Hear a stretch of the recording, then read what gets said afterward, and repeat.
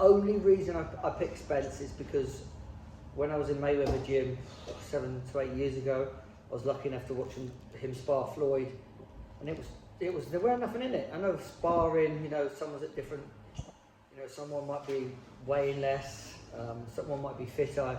Sparring doesn't mean a lot, but you can work something out from it, and yeah, there was nothing in it. So that's the only reason I picked Spence.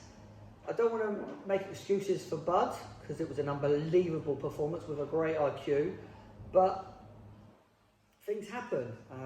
You know, Spence had a car accident, and I honestly think that not honestly, of course it would play a kind of part in his performance, his mental health, you know, physical health. And people said, I've heard people saying, well, it didn't play a part when he boxed Ugas, and who else did he box? Garcia.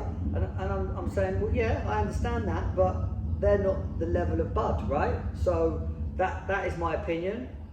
I think it did play a part.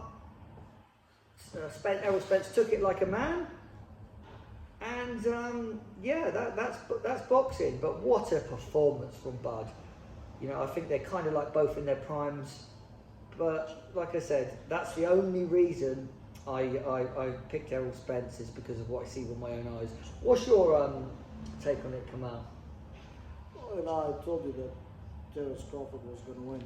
I was right, but I did not think he was going to win that easily. But the only thing I'll say is that even if he fought the best Errol Spence, he will still beat the best Errol Spence, but I don't think he will dominate him the way he did, you know.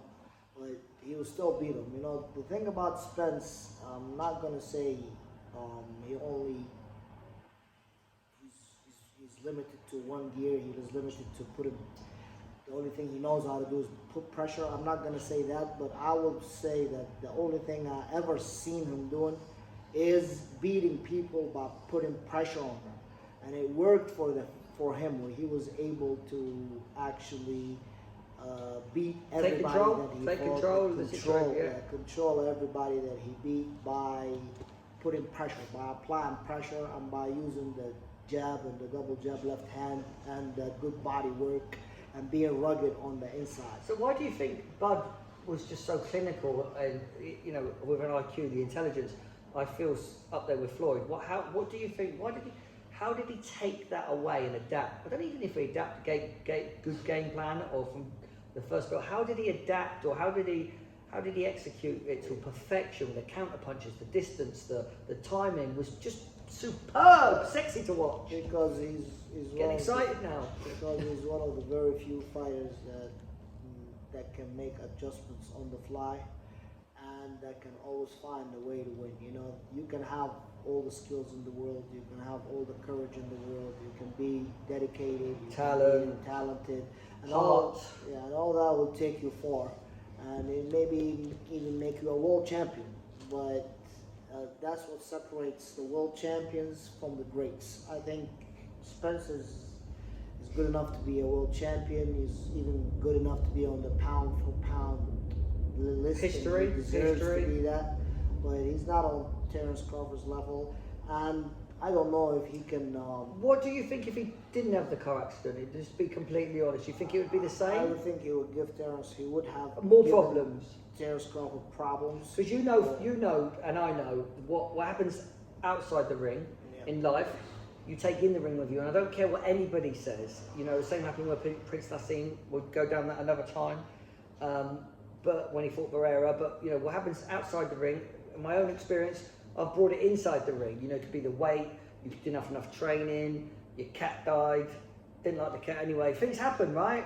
So, you know, that's what a lot of people sit there and only see what they see. They don't understand what goes on in boxing and how mentally tough it is, as well as physically tough, right? Well, they say it's 90% mental and 10% physical, but you know. Well, the best thing I can say about this, if Terence Crawford fought the best Errol Spence without the car accident, And even if you fought him at 154, because now Spence is making the excuse that 147 was a problem for him and he wants a rematch at 154.